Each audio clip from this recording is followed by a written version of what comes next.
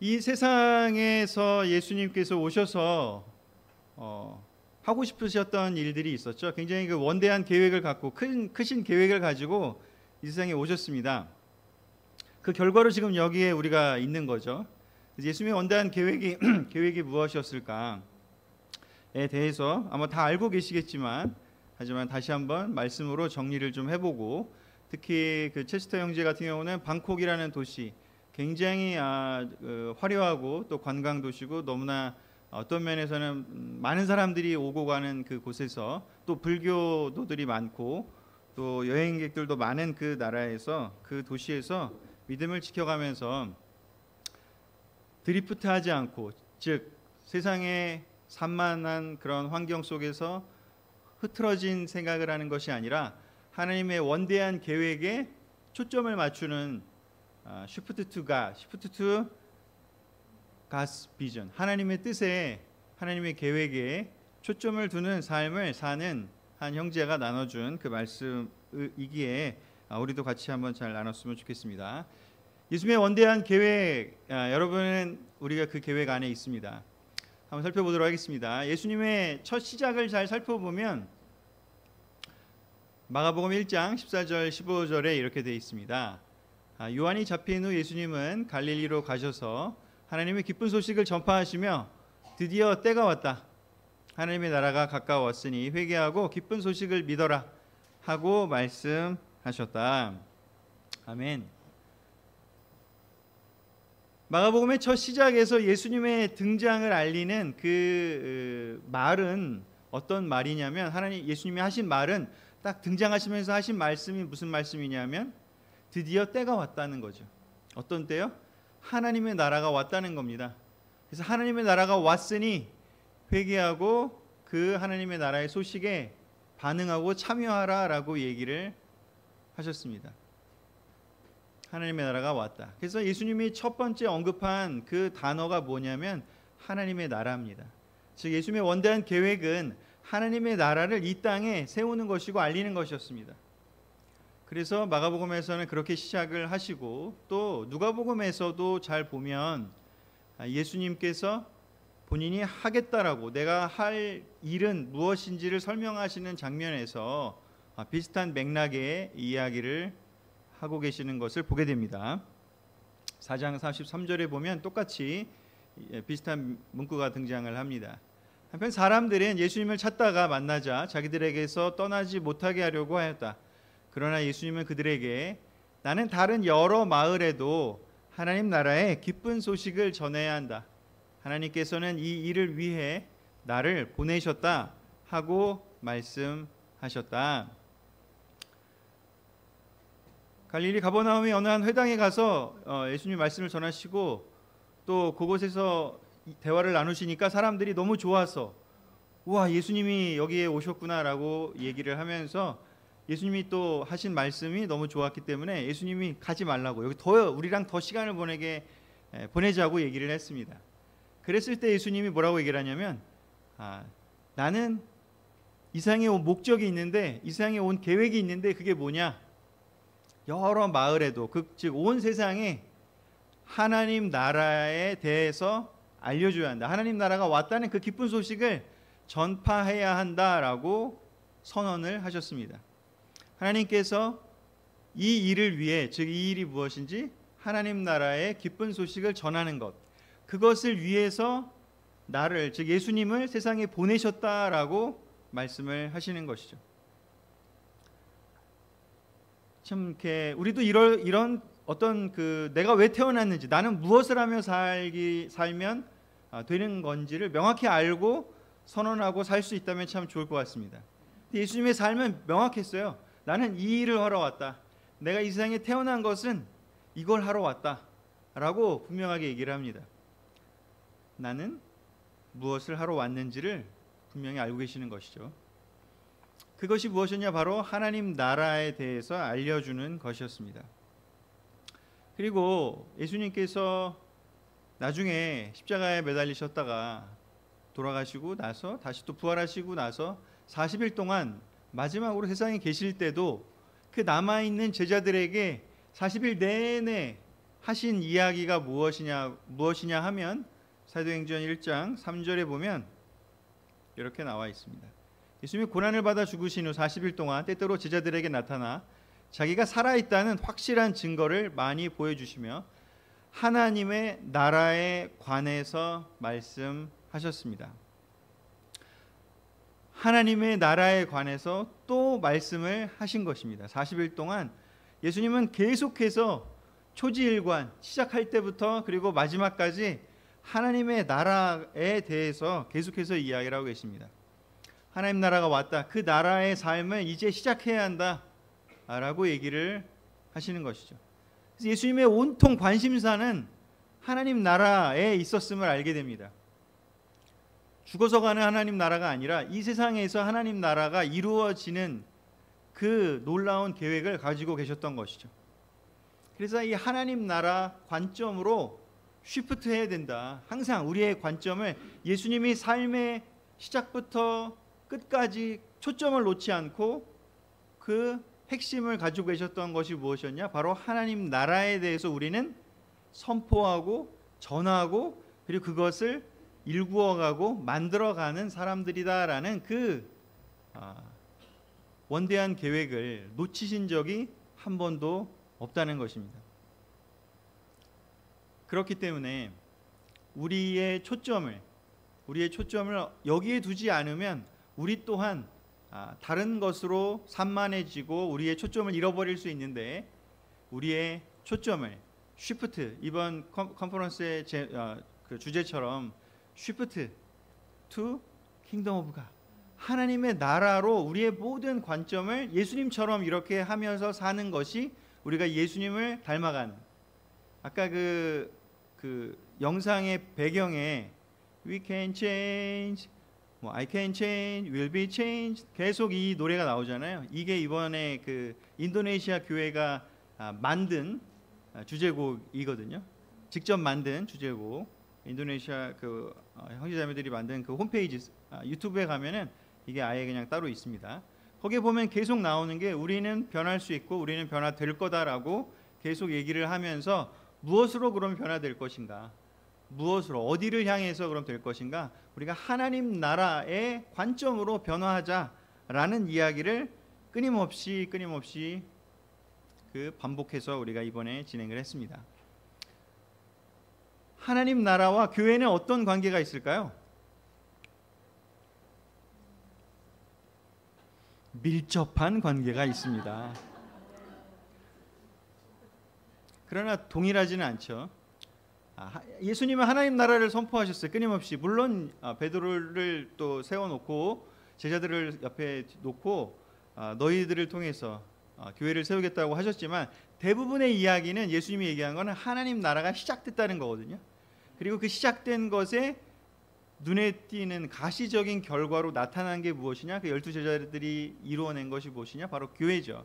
그렇기 때문에 교회가 하나님 나라와 동일할 수는 있지만 동일하지 않을 수도 있는 거죠. 동일할 수 있지만 또 동일하지 않을 수 있는. 그래서 밀접하게 연관은 있지만 그렇지만 다 아시겠지만 교회는 세상에 있다 보니까 하나님의 나라를 100% 다 반영할 수는 없습니다. 하지만 예수님이 시작한 그 하나님 나라는 눈에 보이지 않지만 분명한 것은 교회가 하나님 나라를 추구해야 되고 드러내야 하고 또한 따라가야 하고 때때로 다른 길로 교회의 모습들이 좀 분산되고 흩어질 수는 있지만 결국은 교회는 끊임없이 어디를 향해서 다시 초점을 맞춰야 하는지 예수님이 만들고 싶어 하셨고 보여주고 싶어 하셨던 그 하나님 나라로 돌아가려고 끊임없이 노력을 해야 한다는 것입니다. 예수님이 여러 말씀하셨는데 하나님의 나라에 대해서 이야기를 하셨을 때 누가복음 17장 21절에는 사람들이 와서 그럼 하나님 나라는 도대체 어디 있는 거냐? 당신이 말하는 그 하나님 나라는 어디 있는 거냐라고 예수님한테 막 질문을 많이 했습니다. 그랬을 때 예수님이 뭐라고 얘기를 했냐면 하나님 나라는 이렇게 눈에 보이는 이런저런 그런 물질적인 또는 지역적인 것이 아니라 바로 among you, 너희들 안에 있다, 사람들 안에 있다라고 얘기를 하면서 하나님의 나라는 어디 있느냐? 하나님의 뜻을 따르는 사람들의 마음 속에 존재한다라고 얘기를 합니다. 여러분들의 하나님을 따르는 사람들이시지 않습니까? 그렇다면 여러분의 마음속에 하나님의 나라가 존재합니다. 또한 우리가 두세 사람이 모여서 함께 하나님께 예배를 드린다면 그곳에 하나님의 영이 함께 하시겠다고 약속하셨죠. 그래서 두세 사람 이상의 하나님의 뜻을 따르는 사람들이 모이면 그곳이 또한 하나님의 나라가 되는 것입니다. 저기 영상에 모인 27개국에서 모인 약 3,300여 명의 형제자매들이 모인 곳, 정말 하나님의 뜻을 따르려고 너무너무 굳은 결심을 하고 또 그 하나님을 따르는 것이 얼마나 기쁜 일인지, 아까 은혜 찬송처럼 그것이 얼마나 기쁜 일인지, 또 불렀던 여러 찬양들처럼 얼마나 기쁜 일인지를 너무나 감격스러워하는 사람들이 모이면 모일수록 그 하나님의 나라의 그 경험은 더 강렬하고 더 파워풀할 것입니다. 거기에 보면 하나님의 뜻을 따르는 사람들의 마음속에 존재하기 때문에 세상에 존재하는 일반적인 나라의 모습과는 좀 다른 모습이 존재합니다. 일반적인 나라들에는 인종의 어떤 간격이 있을 수도 있고요. 또 어떤 국적이라는 게 존재할 수 있고요. 또한 나이에 뭐 여러 가지 차이도 있을 수 있고, 또 지위를 이렇게 지위에 따라서 여러 모임들이 있을 수 있지 않습니까? 하지만 하나님 나라는 그런 것과 전혀 상관이 없다. 오직 하나님의 뜻을 따르려는 사람들, 또 하나님을 기쁘시게 하려는 사람들, 또 하나님을 그냥 기쁘게 생각하는 사람들, 그 사람들이라면 인종고 상관없고 나이도 상관없고 국적도 상관없고 지위도 상관없다. 그래서 그런 곳이 바로 하나님의 나라다. 그래서 지금 여기만 해도 그렇지 않습니까? 물론 인종은 다 대부분 우리는 같지만, 국적도 같고 나이와 지위만 좀 우리가 다를 뿐이지만, 그렇지만 우리는 하나로 하나님의 나라를 이루고 있습니다. 근데 저기 발리에서 저는 정말 저 모든 느낌들을, 경험들을 할 수가 있었습니다. 제가 그냥 잠깐 너무 많은 사람들이 있어갖고 잠깐 찍어왔는데, 제가 그냥 그 장면에 정말 많은 사람들이 정말 모였었거든요. 처음에 앉았을 때 코엑스 같은 그 홀에 정말 엄청나게 많은 사람들이 모여서, 저기 함께 모여서 저 행사가 진행될 때는 또 저렇게 제가 찍었었는데, 하나님의 뜻을 따르는 사람들과 함께 한다는 그것은 너무나 큰 기쁨입니다. 하나님의 뜻을 따르지 않는 사람들과 지낸다는 건 너무 힘든 것처럼, 하나님 나라를 원하는 사람들, 하나님 나라를 기뻐하는 사람들이 모인다는 것, 그리고 그 사람들이 함께 배우려고 하고 또 하나님 나라를 만들려고 하는 그곳이 바로 천국이 될 것입니다. 그것이 바로 하나님 나라가 될 것입니다. 또 하나는요, 하나님의 뜻이 가장 소중하고 중요한 곳이기 때문에 그곳은 하나님의 나라에는 모든 나라에는 다 법이 있지 않습니까? 법이 있고, 우리나라도 뭐 요즘 한 몇 개월 동안 우리의 헌법에 대해서 진짜 온 국민이 다 교육을 받고 또 연구도 하고 많은 걸 한 것처럼, 그 나라들이 다 나라마다 추구하는 그 가치들이 있습니다. 그런데 하나님의 나라에서 가장 중요한 그 추구하는 가치들은 무엇인지, 바로 하나님 나라의 문화가 그것을 표현하죠. 그 모든 공동체, 모든 나라들에는 다 문화가 있어요. 한국에는 한국의 문화가 있고, 또 미국은 미국의 문화가 있고, 또 다른 모든 그 나라들마다 각자의 문화가 있습니다. 바로 그렇다면 이 하나님 나라의 문화는 무엇일까? 하나님 나라의 문화는 무엇일까를 생각해 보면, 예수님께서 또 성경책에 그 많은 그 문화들을 가르쳐 주셨죠. 거기서 제일 중요한 것은 무엇이냐? 우리가 하나님의 은혜 아래에 있다는 것을 이해하는 것이죠. 하나님의 은혜 아래에 있다는 것, 우리 틴들은 잘 이해를 못하는데, 저는 어쩌면 믿음과 은혜가 엮여 있다고 생각이 들어요. 어릴 때는 어쩌면 믿음을 가지고 비전을 바라보면서 막 이렇게 하나님의 뜻을 따라서 열심히 그것을 이루기 위해서 노력을 많이 한다면, 그 믿음으로 산 사람들이라면, 어쩌면 믿음의 삶을 살아온 사람들은 그 사람들이 이렇게 삶을 돌아보면 그 모든 것이 어쩌면 은혜라는 것을 더 많이 느끼게 되는 것 같아요. 믿음은 미래지향적인 개념이라면, 은혜는 어쩌면 이렇게 돌아보면서 회고하면서 느끼는 그런 개념이 아닌가 싶어요. 근데 믿음으로 살지 않은 사람은 그 은혜에 대해서 그만큼 느끼기는 어려울 수 있습니다. 왜냐하면 믿음으로 살지 않았다는 얘기는 자기 힘으로, 또는 뭐 어떤 지위와 타이틀과 어떤 그런 것들로 이루어낸 것들이 많이 있을 테니까요. 근데 믿음으로 하나님의 뜻대로 살아가는 그 믿음이 받침이 돼서 살아온 사람들의 삶에 있어서는 돌아보면 모든 것이 다 은혜인 것이죠. 아브라함이 그렇게 고백을 했고, 또 야곱이 그렇게 고백을 했고, 다윗이 그렇게 고백을 했고, 모세가 그렇게 고백을 했습니다. 그들의 삶을 돌아볼 때는 다 모든 것이 정말 은혜였구나. 내가 그렇게 한 해 한 해 살아온 것이 다 은혜구나. 그러니까 믿음의 결과가 저는 은혜를 느끼는 그 정도의 반영이 된다라고 생각이 듭니다. 또한 하나님이 보여주신 사랑이 바로 이 하나님 나라에는 가장 중요합니다. 하나님께서 보여주신 그 사랑의 십자가의 사랑이겠죠. 그 사랑에 우리가 정말 반응할 수 있느냐, 그 십자가의 사랑이 너무나 내 삶을 새롭게 만든 동력이 된 것에 대해서 기뻐할 수 있느냐, 감사할 수 있느냐, 그리고 그것 때문에 그 내가 받은 것이 내가 충분해서 내 마음 안에 있던 것들이 풀어지면서 다른 사람에게까지 전해줄 수 있는지가 또 등장이 되겠죠. 그리고 또 무엇보다도 하나님의 정의, 그 나라마다 정의가 너무 중요하지 않습니까? 그 정의가 올바로 세워지지 않는다면 그 나라들은 다 무질서해지고요, 다 엉망진창이 될 겁니다.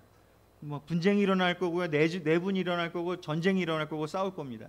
지금 뉴스만 틀어봐도요, 그 세상의 전쟁이 계속해서 벌어지고 있습니다. 안타까운 일이죠. 하나님의 정의, 이 세상의 나라들은 하나님의 정의를 추구한다기보다는 각 나라들의 이익과 자기들의 더 나은, 더 부자가 되고 더 강력해지고 더 잘 살기 위해서 서로 싸우는 것이, 그래서 강한 나라가 이기는 것이 정의라면, 그렇지만 이 세상에서 그런 정의가 아니라 하나님 나라에서의 정의는 하나님께서 하지 말라고 한 것들, 하나님께서 옳다고 한 것, 하나님께서 하지 말라고 한 것들을 구별할 줄 아는, 왜냐, 하나님이 정의를 만드신 이유는 뭐냐? 하나님이 그냥 마음껏 누리고 막 지배하고 그러려고 그러셨을까요? 그렇지 않죠. 하나님의 정의는 오로지 우리들을 위해서 세워놓으신 정의일 뿐입니다. 하나님의 정의가 왜 필요하냐? 바로 우리들을 위해서입니다. 하나님의 정의 때문에 우리는 무엇을 하면 되고 무엇을 하면 안 된다는 것을 배울 수가 있는 것이죠. 그리고 또한 참된 희망이 하나님의 나라에서는 가장 소중하고 중요합니다. 각 나라마다 문화가 있다면 바로 하나님 나라의 문화는 바로 이러한 네 가지 것들이 가장 중요하게 여겨져야 되는 것이죠. 그래서 우리 교회가 정말 하나님 나라를 추구하고 있는지 안 추구하고 있는지는 이런 요소들을 우리가 정말 추구하고 있고 실천해 나가고 있는지를 살펴보면 될 것 같습니다. 그래서 이 하나님 나라를 전파하기를 너무 원하셨고 이것을 선포하셨고 하셨다고 한다면 그 구체적인 그 문화의 모습에 나올 내용들을 우리 누가복음 4장 18절 20절 그리고 21절에 제가 잠깐 적어왔는데요. 같이 읽어보도록 하겠습니다. 시작. 주께서 나를 성령으로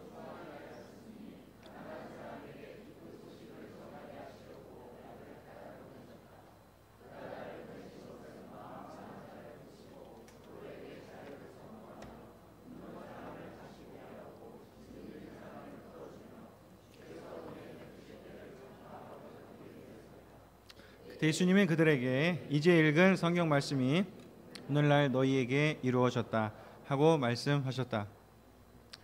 제가 너무 감격스러워서 목이 메이는 건 아니고 오늘 처음부터 송도 하고 막 여러 가지를 했더니 목소리가 원래도 그렇게 좋은 건 아니지만,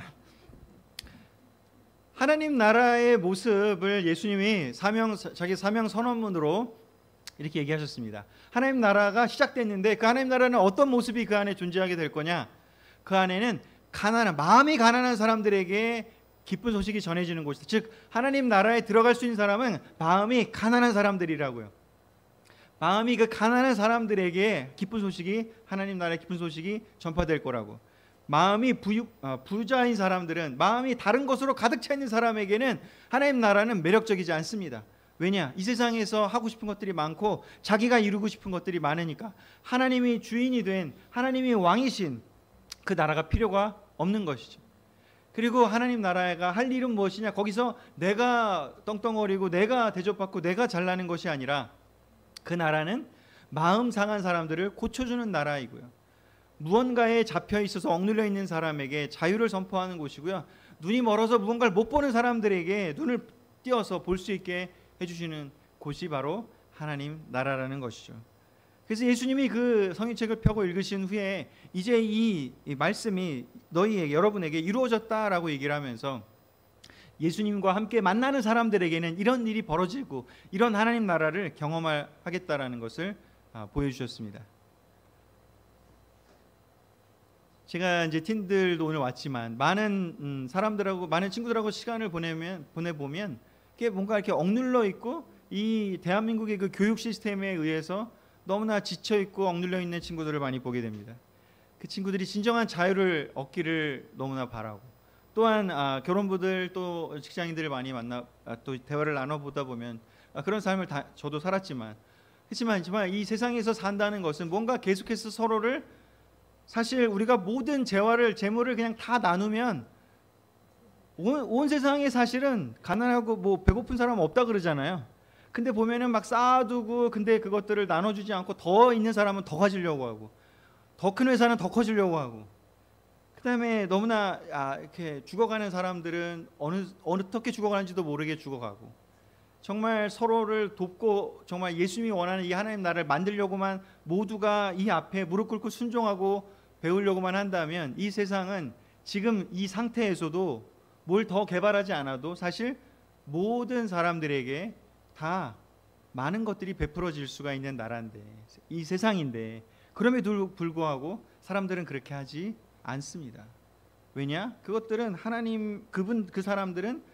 그것들은 하나님의 문화가 아니고, 또 그 사람들은 하나님을 추구하기보다는 자기가 어떻게 보면 더 성공하고, 자기가 어떻게 보면 더 놀라워지고, 자기의 명성이 더 커지거나 그런 것들에 더 포커스를 하기 때문이죠. 하지만 하나님이 원하시는 그 나라는 온전히 사람들을 살리는 나라인 것을 알 수가 있습니다. 그런데 이 하나님 나라를 방해하는 요소들이 있습니다. 바로 교만한 마음들, 자기의 굳어버린 마음들, 바로 세상에서 많이 보여지는 모습들인데, 이 하나님 나라가 올바르게 세워지고 전진해 나갈 수 없게 만드는 그런 요소들이 있는데, 그것들이 바로 무엇이냐? 바로 하나님 앞에 하나님을 인정하지 않고 내 뜻대로 하는 그런 교만들, 그리고 내가 옳다, 내가 맞다 하면서 듣지 않으려고, 하나님 말씀을 듣지 않으려고 하는 자기의요. 그리고 굳어버린 마음들이요. 앞에 나온 것처럼 마음이 가난하고 또 마음 상한 사람들, 또 포로된 사람들, 눈먼 사람들에 대해서 봐도 아무 느낌이 없어. 아무런 컴패션, 연민이 느껴지지 않고, 마음이 딱딱해서 누가 아픔이 있고 누가 정말 힘들어하고 있는데도 동정할 수 없는 마음들, 굳어버린 마음들이죠. 오로지 나의 성공, 나의 것, 나의 모든 것들에 대한 포커스를 하기 때문에 이런 것들이 하나님 나라를 방해하는 요소들이 됩니다. 그런데 바로 이것들을 성경은 뭐라고 표현하냐면 사탄의 세력들이 퍼뜨리는 거라고 이야기를 합니다. 사탄적 요소들이라고 얘기를 하죠. 사탄이라고도 얘기를 하고요. 바로 그런 것들을 우리가 지금 대항해서 싸워나가고 있는 것입니다. 예수님 이 세상에 계실 때도 사탄이 그 하나님 나라가 전파되지 않으려고 예수님을 엄청나게 유혹하셨고, 또 십자가도 못 지게 하려고 하셨고, 하나님 나라가 퍼뜨려 나가지 못하도록 사람들을 계속 흔들어댔죠. 그래서 교회가 세워졌지만 사람들의 마음속에 올바르게 그 마음을 갖지 못하게 만들어서 아나니아와 삽비라 같이 거짓말을 해가지고 자기가 더 높임 받으려고 하다가 결국은 심판받는 모습도 보여지고, 또 고린도 교회의 여러 모습들이라든가 사탄의 그 세력들에게 영향을 받아서, 하나님께 영향을 받아야 되는데 사탄의 세력에 영향을 받아서 마음이 굳어지고 죄에 둔감해지고, 그리고 올바르게 하나님 나라의 그 문화들을 자랑스러워하면서 그걸 퍼뜨리는데 온 마음을 쓰지 않게 된다면, 그렇다면 하나님 나라는 전진할 수가 없습니다. 그래서 그 체스터 목사님은 그 이야기를 하면서 드리프트 하는 사람들의 특징, 이 사탄의 영향을 받아서 이렇게 드리프트하게 되는, 초점을 못 잡고 교회 안에 있을 수 있지만, 또는 세상에 있는 많은 사람들이 그런 것처럼 드리프트하게 되면 포커스가 어디로 가느냐? 자기 연민, 나한테 포커스가 주로 간다는 거죠. 아까 쭉 다 읽어봤지만 하나님 나라는 온전히 포커스가 하나님과 다른 사람들과 세상을 향해 있습니다. 그런데 드리프트하는 케이스는 포커스가 어디가 있느냐? 그냥 자기 연민이야. 내가 얼마나 불쌍한지, 얼마나 내가 더 위로받아야 되는지, 얼마나 내가 더 고립되고 외로워지는 삶을 살 수밖에 없다는 것이. 그리고 드리프트하는 사람들의 특징이 뭐냐? 드리프트하는 상태의 특징은 뭐냐면 잘 깨닫지 못한다는 겁니다. 그리고 서서히 무너져 간다는 거죠. 그래서 쉬프트하는 삶을 살기 위해서는 이거는 의도적인 노력이 필요하고, 그리고 하나님을 향해서 나아가는 그러한 추구하는 그 모습이 필요합니다. 근데 예수님께서 사람들에게 알려주기 위해서, 이제 거의 끝나갑니다. 그 나라는 그래서 겸손하게 배우려는 사람들에게 은혜롭게 허락이 되는 것이죠. 이 나라는 시작을 누가 하셨냐? 하나님이 하신 것이죠. 예수님이 하셨습니다. 우리가 만든 게 아니잖아요. 우리가 창조한 게 아니라. 그래서 우리의 힘으로는 할 수가 없습니다. 그런 것을 깨달을 수 있는 구절이 뭐냐? 누가복음 24장 45절 32절인데요. 예수님께서 사람들에게 어떻게 하셨냐 보면 그들의 마음을 열어 성경을 깨닫게 하시고, 또 하나, 그들은 길에서 그분이 우리에게 말씀하시고 성경 말씀을 설명해 주실 때 우리 마음이 속에서 뜨겁지 않더냐 하고 서로 말하였다. 여기를 잘 보면 그 엠마오로 가는 두 제자들이 마음이, 그들이 뭔가를 결정하고 그들이 뭔가 회개하고 그들이 그 하나님 나라를 다시 만들어냈고 한 것이 아닙니다. 그들이 알게 되고 깨닫게 되고 다시 마음이 불붙게 된 유일한 한 가지 방법은 뭐냐면 예수님을 다시 만난 겁니다. 예수님의 음성을 다시 듣는 겁니다. 왜냐? 그 하나님 나라를 시작하신 분이 하나님이기 때문에, 예수님이기 때문에. 그래서 예수님이 마음을 열어줘야 우리는 깨달을 수 있습니다. 또한 예수님의 말씀을 우리가 들어서, 예수님의 음성을 우리가 들어서 우리 마음 속에 들어와서 하나님의 그 말씀이 거주하게 될 때, 그때 비로소 우리 마음에 하나님의 나라가 임하게 되고 우리는 그것을 추구할 수 있게 됩니다.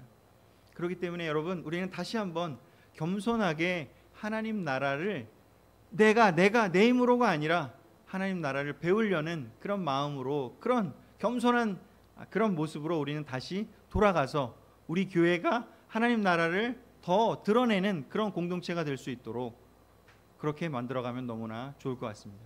우리의 교회가, 우리의 가정이, 그리고 우리 각자가 하나님 나라를 바라보면서 계속해서 그 하나님 나라를 향해서 달려가는 우리 모두가 되었으면 좋겠습니다.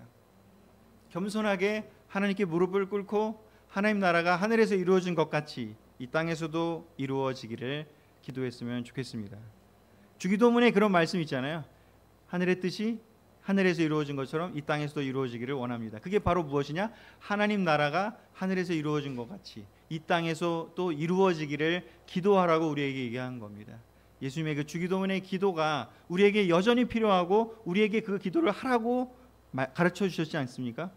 요즘 우리는 어떻습니까? 하나님의 나라를 여전히 만들고 싶습니까? 하나님 나라에 있는 것이 너무나 기쁩니까?